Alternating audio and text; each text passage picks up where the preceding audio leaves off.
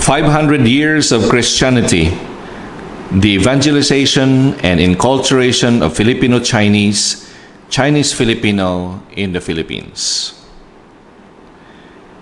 History informs us that the gospel began to spread from Israel to Africa, to Europe and to the Americas in the West, and to Asia in the East. This happened because of the Spirit that came down on Pentecost, made the gospel possible to penetrate every culture. It was the power and work of the Spirit that made the message of the risen Christ proclaimed and understood in every language of the world. Both in the East and West, or the North and South, the gospel was preached and proclaimed by different groups of people. The same seed was sown by different sowers. It took root in different lands, but was reaped throughout the centuries by different generations. Looking at Asia, China is one of the vast lands that the gospel was able to penetrate. It was said in the book entitled A History of Christianity in Asia, Volume 1, by Samuel Hugh Moffett, that St. Thomas the Apostle left India and set sail into China on board of Chinese ships, and landed at a town named Cambel, which is unknown to us. The spread of Christianity first became a major historical event among the Chinese in the 7th century by the coming of the Nestorians led by Bishop Alopen. In spite of both religious resistance and toleration, persecutions were experienced along with the changes of emperors and state rulers. However, in the periods of religious tolerance, Christianity developed. In fact, the Edict of Religious Toleration in 638 allowed the first Christian church to be built in China at the capital Chang'an, and the establishment of the church was completed through the order of the emperor. When we hear about the first church being built in China, we speak of mission. Mission takes in different forms, and one of the specific paths it moves is through inculturation. John Paul II understands inculturation as the intimate transformation of authentic cultural values through their integration in Christianity and the insertion of Christianity in the various human cultures. But what does this definition mean? Two major movements are focused here. First, the gospel entering into a culture by mission, and second, culture responding to the advent of the gospel. Every missionary act is an act of inculturating because the agents of mission encounters cultures, integrates cultural values, and makes the people encounter Christ, who would in turn celebrate their faith, integrating their values into their daily Christian life. Thanks to Missio Agentes, that the gospel set foot in the various lands of peoples like China and the Philippines. The Chinese have a rich culture, and its cultural values also enrich other cultures. They have religious traditions and values which existed even before Christianity stepped into the mainland. These cultural values were brought by the pioneering Christian merchants and migrants to the Philippines. Before Christianity came to the islands, the Chinese already had come wave after wave and formed a cultural group with an identity of their own. They were Chinese, bringing with them their own way of life, that is, their cultural and spiritual values. We call these as the seeds of the word, or the Logos Spermaticus. Since they came wave after wave, they were known to be Sanglays, which is from the Chinese words Changlai, which means frequent coming. If mission is to be understood as inculturation, which is the meeting between the gospel and a particular culture, then the Filipino Chinese or Chinese Filipino is worth understanding because they are a people who encountered the gospel 500 years ago. A Filipino Chinese refers to the first and second generation Chinese who knows how to speak the Chinese language fluently and preserve his or her Chinese tradition in the family. A Chinese Filipino, however, is one who is integrated fully into the mainstream Filipino culture and may not be able to speak the language anymore. Yet, whether a Filipino Chinese or Chinese Filipino, both identities speak not only of historical missionary antecedents, prospects and perspectives, but also new ways of understanding mission as inculturation. The three phases of inculturation. Revisiting the Filipino Chinese and Chinese Filipino culture will make us look into one of the fascinating missionary experiences in the Philippines. Missio Agentes continues to be a missionary priority in the three levels of encountering the Word. The seeds of faith that were planted among the Chinese in the Philippines during the Spanish colonial period continues to be the seeds of faith that the Filipino Chinese and Chinese Filipinos would sow in the world today. John Paul II said in his encyclical Redemptoris Missio, number 4, he said, "It is only in faith that the Church's mission can be understood, and only in faith that it finds its basis." The first phase, the gospel received through Missio Agentes. The first phase of inculturation illustrates the advent of Christianity among the Chinese when the word came to the shores of the Philippines through the missionaries. This missionary act is called Missio Agentes. As a seed, the gospel landed into a new people aside from the Filipinos.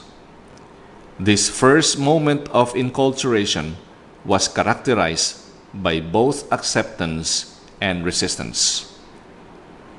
The first point, the new encounter. By reason and purpose, the Chinese came to the Philippines for trade and business enterprises. They did not expect that Christianity be preached to them. Manila was an attraction to them in terms of trade adventures.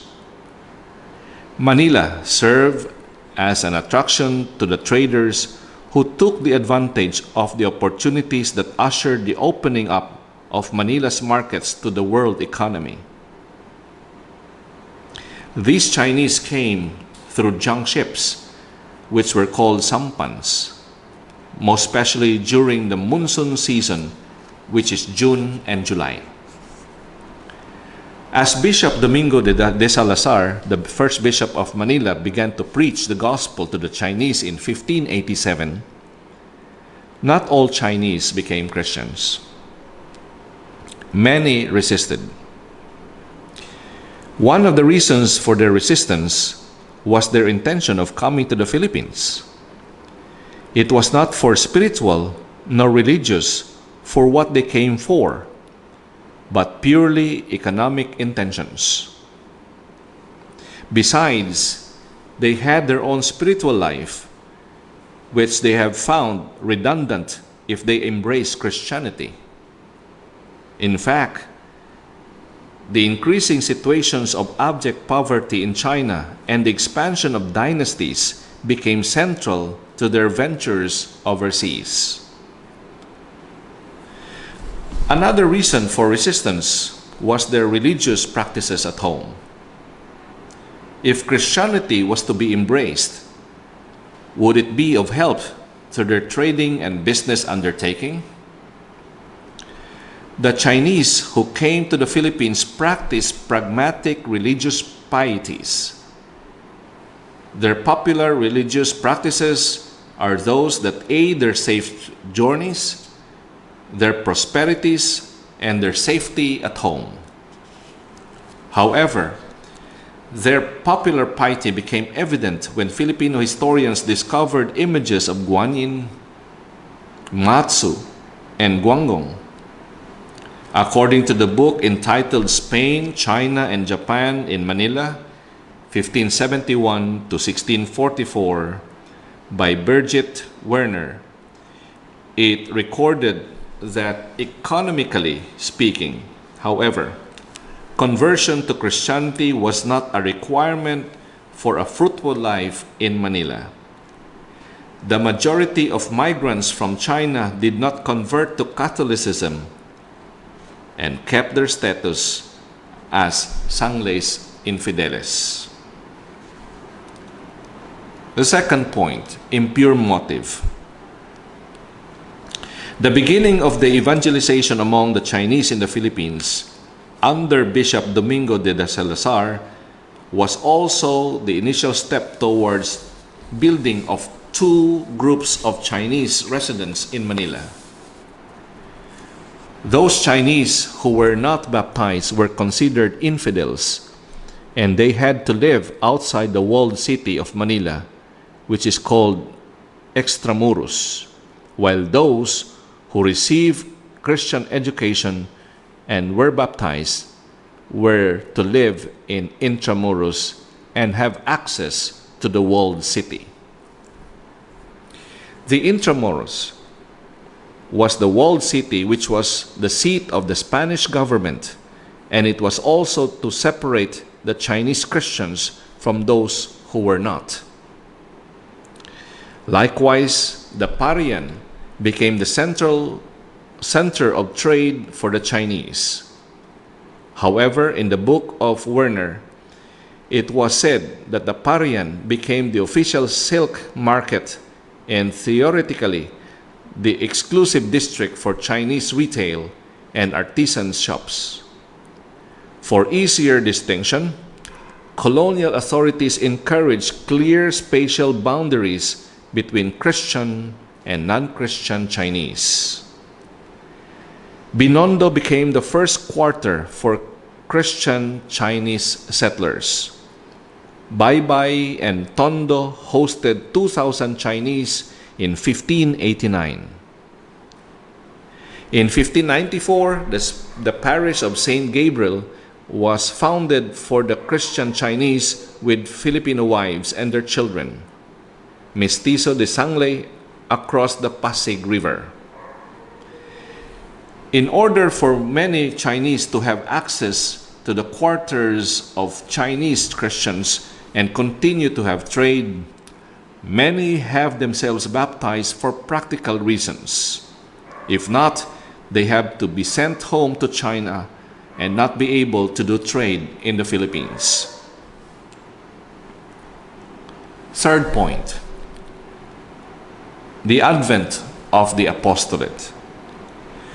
Those Chinese who accepted and were willing to receive the Christian faith were baptized and subsequently admitted into the mainstream of the society at the time. Baptism became the passport for some not to be deported, less payment of taxes, and not to be hindered in doing trade in the Philippines. In spite of this, there were Chinese who sincerely accepted the faith that began the gradual formation of the Chinese apostolate in the Philippines. Intermarriages were not only strictly forbidden, but it became accessible to them. Many Chinese became Christians and had begun to have families and became residents in the Philippines. Building communities, celebrating the sacraments, and being part of the local church are traces of the dynamic encounter between culture and the Christian faith. The second phase, the emergence of the Filipino-Chinese apostolate.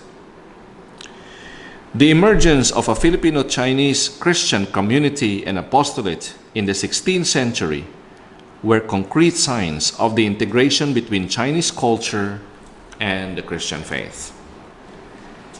The Binondo Church, which was known to be Our Lady of the Holy Rosary, was founded by the Dominicans in 1596 to be the home of the Chinese converts. This parish was dedicated for the purpose of pastoral care among the Chinese. Besides, many religious congregations took care of the apostolate. In 1952, Pius XII acknowledged the growth of other parishes in the Philippines to take care of the Chinese. In his letter entitled Exsul Familia Nazaretana, he said, "And as the Holy See gradually gave its approval, numerous national parishes were established, especially in America. Very recently, to cite one example, parishes were set up by decree of the Consistorial Congregation for the Chinese living in the Philippine Islands." The first point, Catechetical Instruction. The use of the Chinese language for catechetical instruction demonstrates the integration of the Chinese culture with the Christian doctrine. To remain Chinese and become a Christian was not easy because the liturgy at that time had to be done what Rome prescribed. However, the method of catechesis was adapted to the Chinese culture. Werner remarked, "In 1597, both Binondo and Baybay had one church offering the Christian doctrine in Chinese. By Castilian friars, for instance, by Fray Juan de San Pedro Martir, vicar of the villages of San Gabriel and Tondo. There were few accounts on the exact number of Christian Chinese, according to the first baptism register of Santos Reyes, kept in the Dominican convent in Quezon City, Manila. 155 Chinese were baptized from 1618 to 1619, whereas Diego Duarte spoke of a total of 4,752 until 1633. The Spaniards understood that the Parian of Tondo was home to Chinese Christians, whereas the Parians just outside Intramuros, Baybay and Binondo, were inhabited by non-Christian Chinese, or the Sangles Infideles. The Parian of Santa Cruz, for instance, remained under Jesuit supervision. The second point, syncretism.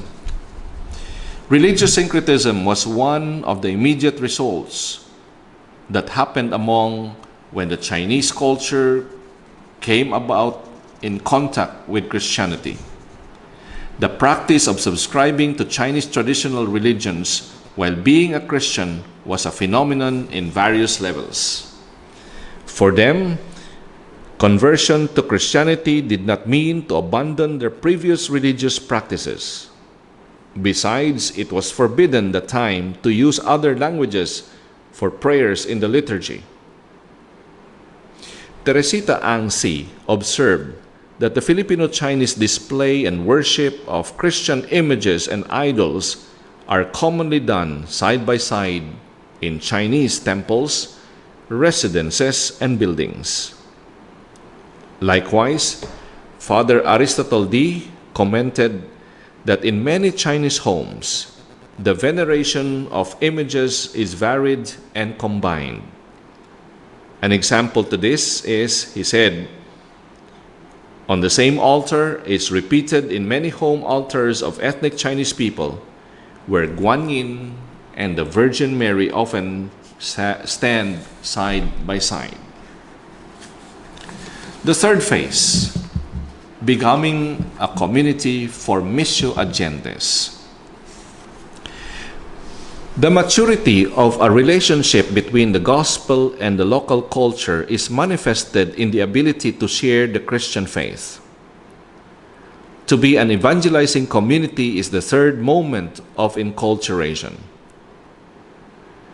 The Filipino-Chinese and Chinese-Filipino communities that participate in the mission of the church is a community that is enculturated.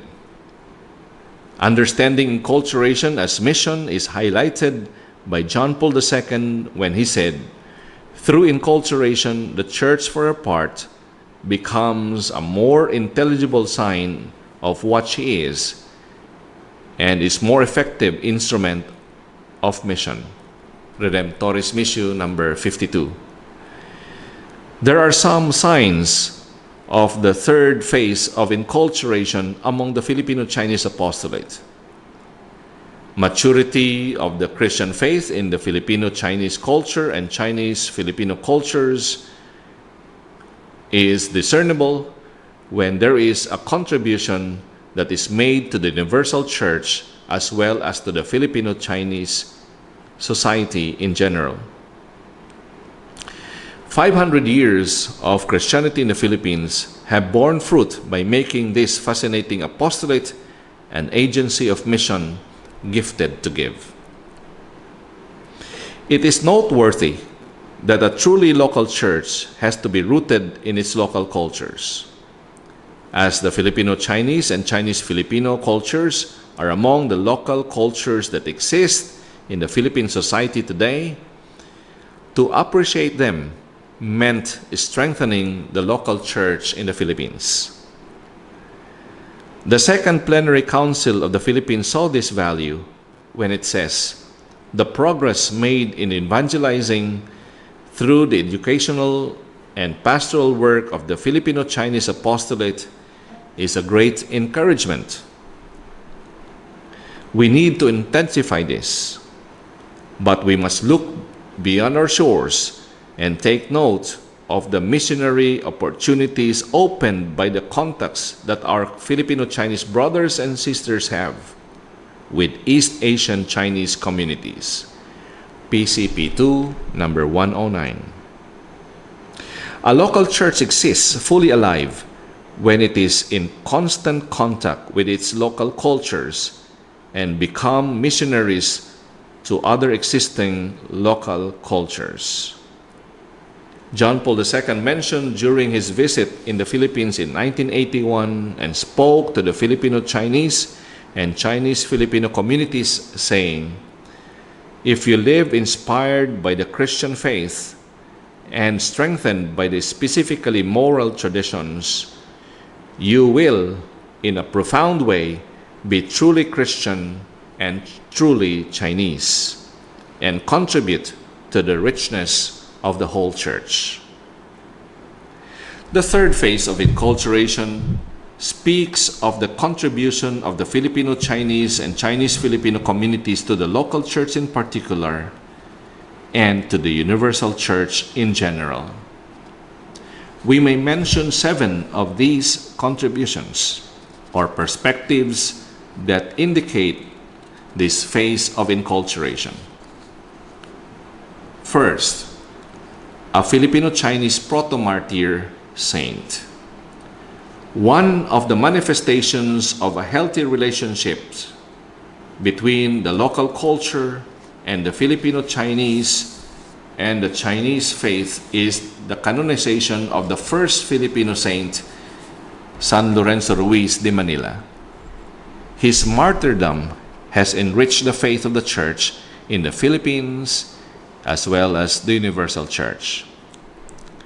Number 2, religious and charitable institutions. Since the time the apostolate towards the Chinese immigrants began in the 16th century, parishes, schools, hospitals, and charitable institutions were established through the work of the Chinese apostolate that had provided opportunities for mission in different forms. Number 3, family values. One of the remarkable contributions of the Chinese culture to both Filipino society and the church is the value of family. The spirit of hard work, discipline, respect, frugality, etc.